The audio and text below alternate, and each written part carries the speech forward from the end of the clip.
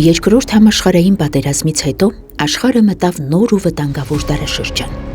Խորհրդային Միությունում առաջին ատոմային ռումբերի փորձարկումից հետո 1947 թվականին ստեղծվեց Դաշնային կենսաբանական գործակալություն գիտական ինստիտուտ լաբորատորիան,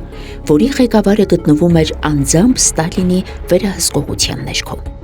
Նրա մասին ինֆորմացիան դրված էր հույժ գաղտնի փաստաթղթերում և կրում էր ստրատեգիապես կարևոր անձ ՍԿԱ ծածկանունը։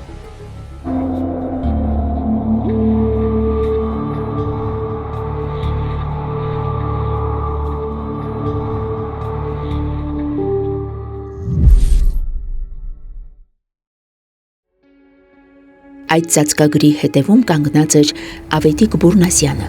մարդ, ով իր գիտելիքներով, կազմակերպչական բացառիկ ունակություններով և պետական նշանակության գործունեությամբ դարձավ խորհրդային միջուկային վահանի ստեղծման ու ատոմային բժշկության հիմնադիրներից մեկը։ Գեղարքունիքի մարզային գրադարանի կողմից պատրաստված այս տեսանյութը նվիրված Ավետիք Բուրնասյանի ծննդյան 120-ամյակին հարգանքի տուրք է մեծ գիտնականին ու մարդուն, ում անունն ու գործունեությունը դարձան մի ամբողջ ժամանակաշրջանի արժեքավոր ժառանգություն և մնայուն օրինակ գալիք սերունդների համար։ Ավետիք Բուրնասյանը ծնվել է 1906 թվականին Նոր Բայազետում։ Նրա հայրը Իգնատիոս Բուրնասյանը մանր առևտրական էր, հայտնի իր կարգապահությամբ և պատվախնդրությամբ։ Մայրը Անուշկա Բուդումյանը սերում էր Բուդումյանների ուսյալ ու հարգված ընտանիքից, ժամանակի կրթված կանանցից էր։ Եկեղեցական ծխական Մատյանը վկայում է, որ ծնողները նրան կնքել են 1906 թվականի Նոր Բայազետի Սուրբ Աստվածածին եկեղեցում։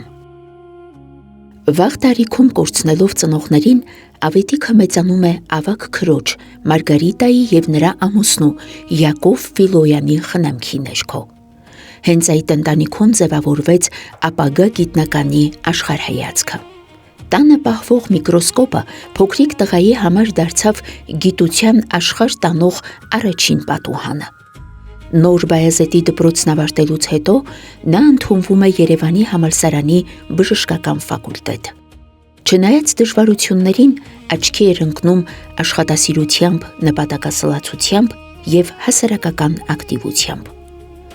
Շուտով երիտասարդ ուսանողը մեկնում է Լենինգրադ, ուսումը շարունակելու Կիրովի անվան ռազմաբժշկական ակադեմիայում։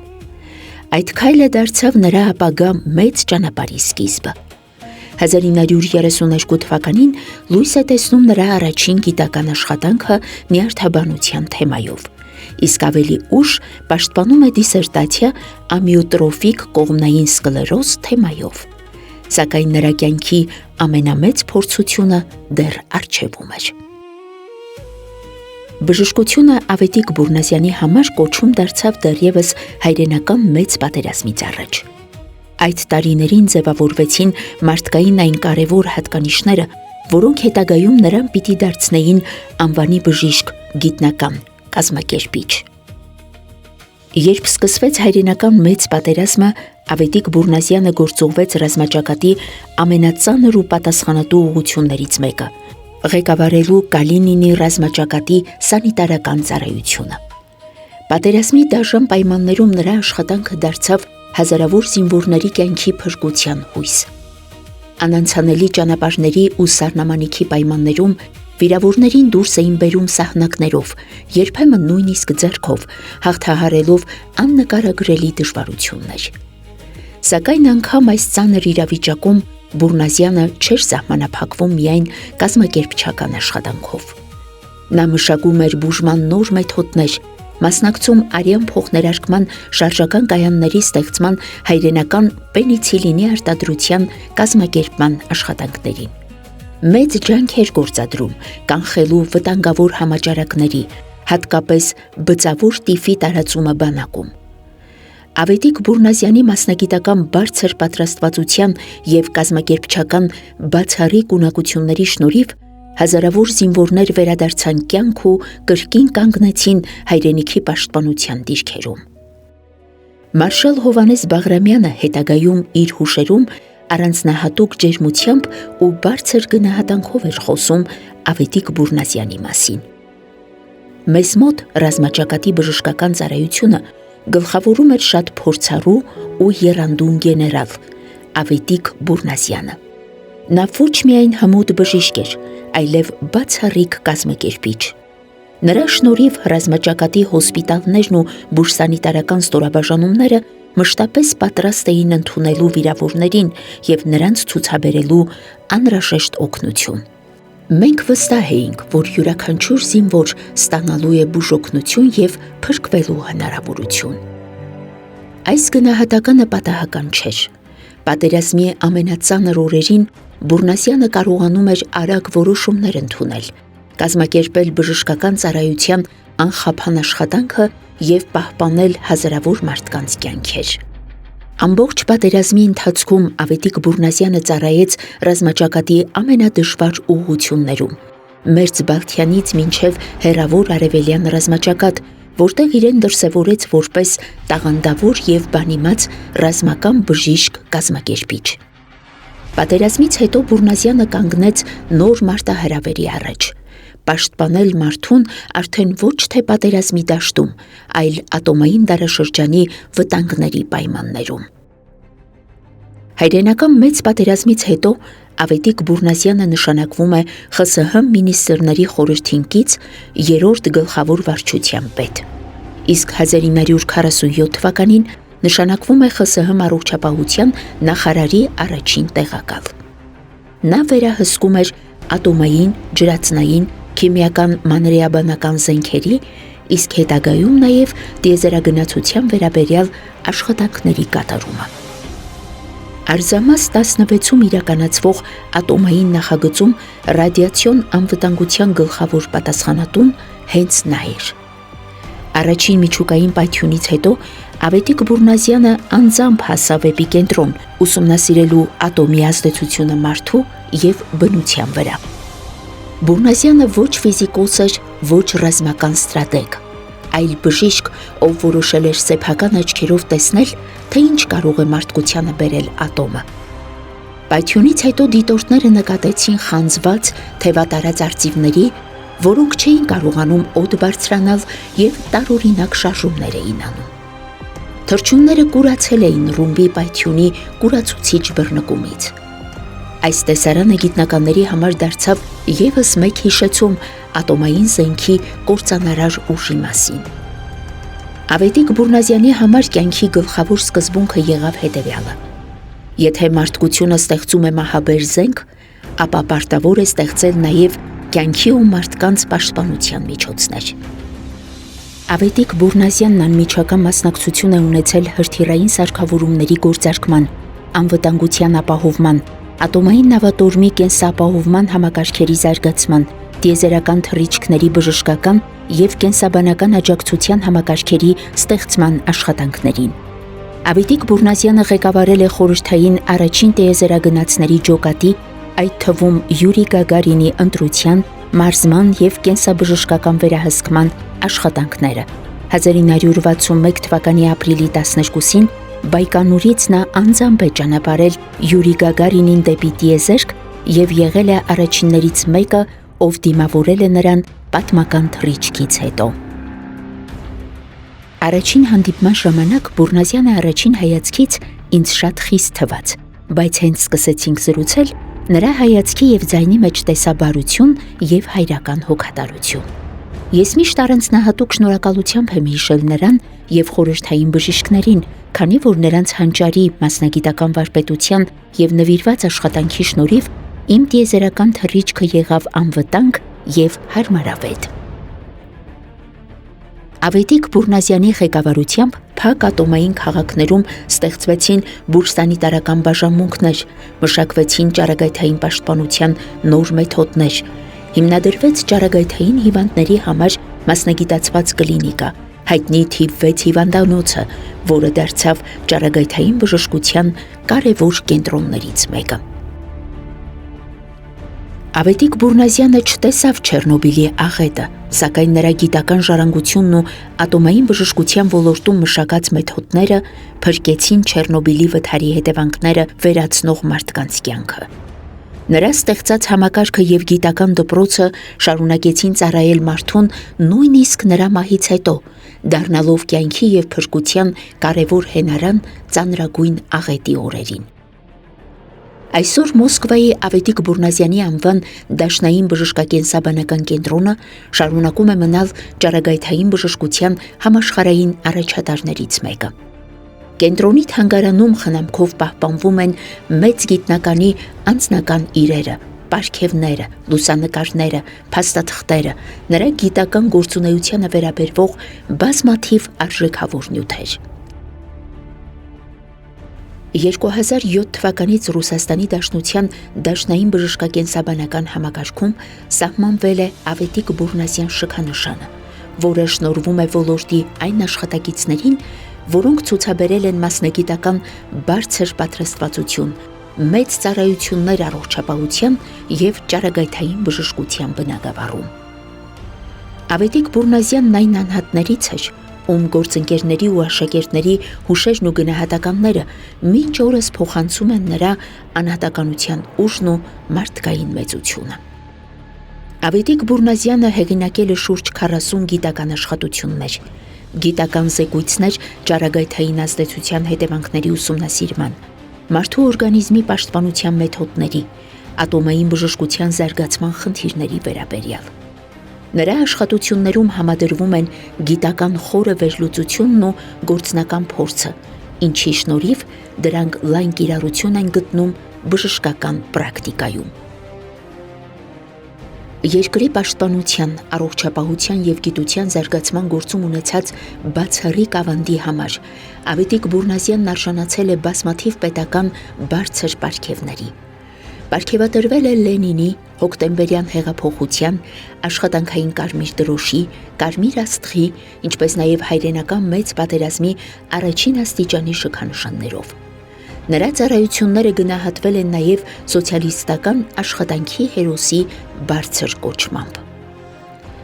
Մեծ գիտնականի կյանքի ու գործունեության մասին բազմաթիվ տեղեկություններ, հոդվածներ եւ ուսումնասիրություններ են հրապարակվել միութենական եւ հանրապետական թերթերում ու ամսագրերում, ինչպես նաև տարբեր գիտական, կենսագրական գրքերում։ Այս հրապարակումներում լուսաբանվել է նրա գիտական, ռազմաբժշկական գործունեությունը։ Ավետիք Բուրնազյանի կյանքի եւ գործունեության մասին արժեքավոր փաստաթղթեր են պահպանվում Հայաստանի ազգային արխիվում։ Դրանց թվում է 1906 թվականի Նոր Բայազետի Սուրբ Աստվածածին եկեղեցու չափաբերական մատյանը, որտեղ արձանագրված են նրա ծննդյան եւ մկրտության վերաբերյալ գրառումները։ Արխիվում պահպանվում են նաեւ ԽՍՀՄ առողջապահության նախարարության փաստաթղթեր, որոնցում հիշատակվում է Ավետիք Բուրնազյանի գործունեությունը։ Դրանցից են 1968 թվականի հրամանը կատարված աշխատանքների վերաբերյալ, ինչպես նաև 1976 թվականի կոլեգիայի որոշումը ծխելու դեմ պայքարի միջոցառումների մասին, որը կրում է առողջապահության փոխնախարար Ավետիք Բուրնազյանի ստորագրությունը։ Այս փաստաթղթերը կարևոր վկայություններ են մեծ գիտնականի եւ պետական գործչի կյանքի ու գործունեության մասին։ Ավետիք Բուրնազյանի գիտական ժառանգությունը կարևոր դեր ունեցավ իր հայրենիքում, Հայաստանում ճառագայթային բժշկության զարգացման գործում։ Բուրնազյանի փորձի եւ գիտական դպրոցի ազդեցությամբ Հայաստանում ձևավորվեց ճառագայթաբան բժիշկների նոր սերունդ, որոնք շարունակեցին զարգացնել ճառագայթային բժշկությունը, ներդնելով ժամանակակից մեթոդներ։ Հայաստանում ճառագայթային բժշկության կարևոր կենտրոններից է Երևանի ռադիոիզոտոպների արտադրության կենտրոնը։ Այստեղ արտադրվող ռադիոիզոտոպները լայնորեն կիրառվում են ուռուցքային հիվանդությունների բուժման նպատակով։ Հպարտությամբ եմ միշտ նշում, որ ինքս արմատներով Գավառից եմ, պապիկս, հայրս Գավառի կարկառու ներկայացուցիչներ էին, ինչով մենք շատ հպարտանում ենք ողջ ընտանիքով։ Ինչպես գիտենք, Բուրնազյանը հիմնել է ռադիացիոն անվտանգությունը, ինչը շատ քչերի մտքով էր իր դարաշրջանում անցնում, որ բացի ռադիացիայի ուժը օգտագործելուց կարելի է ուսումնասիրել նաև վերջինիս ազդեցությունը մարդու ազգաբնակչության եւ առհասարակ արտաքին միջավայրի վրա։ Եվ Բուրնազյանը ձեռնամուխ եղավ հենց այդ գործի մեջ եւ ուսումնասիրեց ճառագայթների ազդեցությունը մարդու օրգանիզմի վրա, ինչի կապակցությամբ հիմնեց մեծ գիտահետազոտական լաբորատորիա եւ ծավալեց իր գործունեությունը հենց այդ ուղղությամբ։ Նույն ժամանակ լինելով փոխնախարար, գլխավորելով ողջ ռադիացիոն անվտանգության ճյուղը ԽՍՀՄ-ում։ Մինչ այսօր օգտագործվում են Բուրնազյանի կողմից մշակված բազմաթիվ պրոտոկոլներ, գործելակարգեր, իհարկե վերջիններս անցել են որոշակի մոդիֆիկացիաներ, որոշակի փոփոխություններ, բայց շատ տեղերում օգտագործվում են հենց Բուրնազյանի կողմից ստեղծված պրոտոկոլների կմախքները, հա, եթե կարելի այդպես ասել։ Եվ ռադիոիզոտոպների արտադրության կենտրոնը, որը իրենից ներկայացնում է հենց ռադիոիզոտոպների արտադրության կենտրոն, իր անունը անմիջապես համապատասխանում է իր գործունեությանը, այստեղ եւս շատ բարձր մակարդակի վրա է ռադիացիոն անվտանգությունը, քանի որ գործ են ունենում շատ մեծ դոզաների հետ, որոնք տասնյակ հազար անգամներով գերազանցում են նորմայի մակարդակը, հետևաբար ռադիացիոն անվտանգությունը այստեղ առաջի տեղում է կանգնած։ Ինչպես պերսոնալի ռադիացիոն անվտանգությունը, այնպես էլ մեր բուժառուների, որոնք դիմում են մեր կենտրոն։ Այս կենտրոնը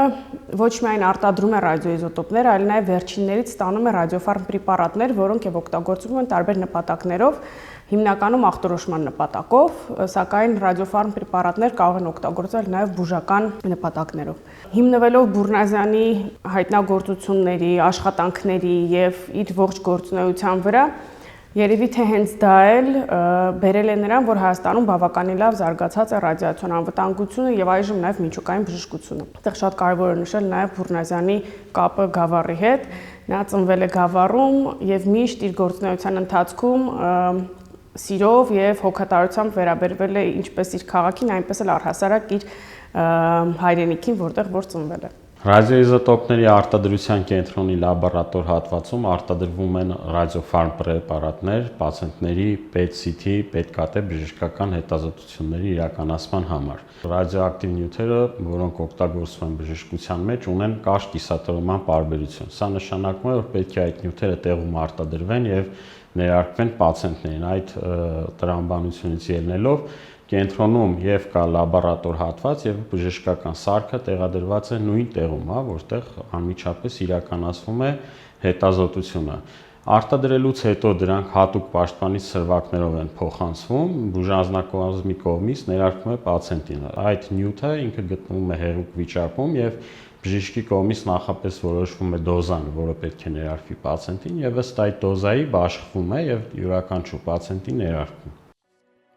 Չնայած Ավետիք Բուրնազյանի գիտական եւ պետական գործունեությունը հիմնականում ծավալվում էր Մոսկվայում եւ Խորհրդային Միության խոշոր գիտական կենտրոններում, նա շարունակում էր մնալ իր պատմական հայրենիքի արժանի զավակը։ Հայաստանը նրա համար պարզապես ծննդավայր չէր, այլ հոգևոր ուժի ու ներշնչման աղբյուր։ Միշտ հետաքրքրվում էր Հայաստանի առողջապահության եւ գիտության ոլորտներում կատարվող զարգացումներով, անհրաժեշտության դեպքում աջակցում։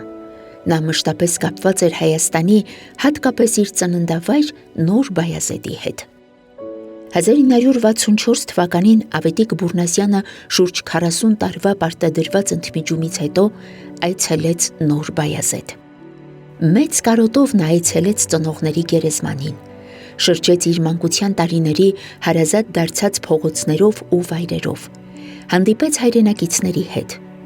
Նոր Բայազեդ կատարած այցի մասին առանձնահատուկ ջերմությամբ եւ հպարտությամբ է հիշում Նոր Բայազեդցի բժիշկ համաճարակաբան Ալբերտ Մայրապետյանը, ով ուղեկցում էր նշանավոր գիտնականին։ Պետք էր տեսնել, թե այդ մեծ մարդը եւ բազմազբաղ պետական գործիչը արցունքն աչքերին ինչպիսի նուրբ ու ջերմ ապրումներով է հիշում իր ծնողներին եւ երիտասարդ հասակում կորցրած եղբորը։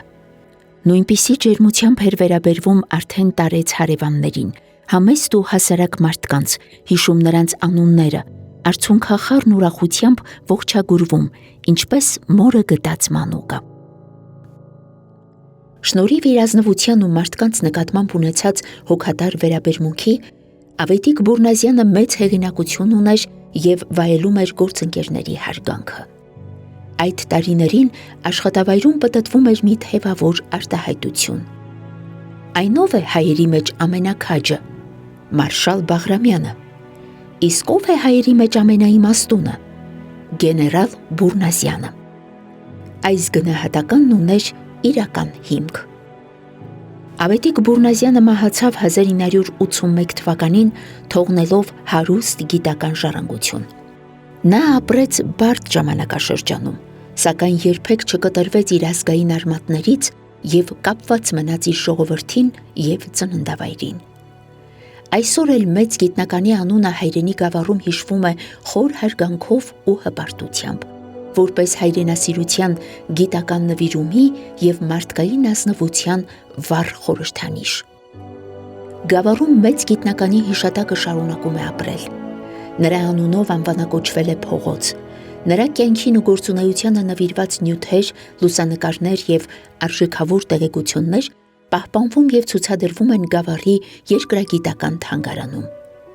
Սակայն մեծ մարդկանց մասին ամենակարևոր պատմությունները հաճախ չեն գրվում պաշտոնական փաստաթղթերում։ Դրանք ապրում են մարդկային հիշողության, երախտագիտության և փրկված կյանքերի մեջ։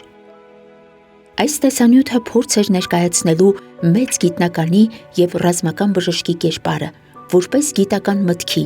մարդասիրության և հայրենասիրության լուսավոր օրինակ։ Մարդ, ով իր ողջ կյանքը նվիրեց ամենաթանկ արժեքին՝ մարդկային կյանքին։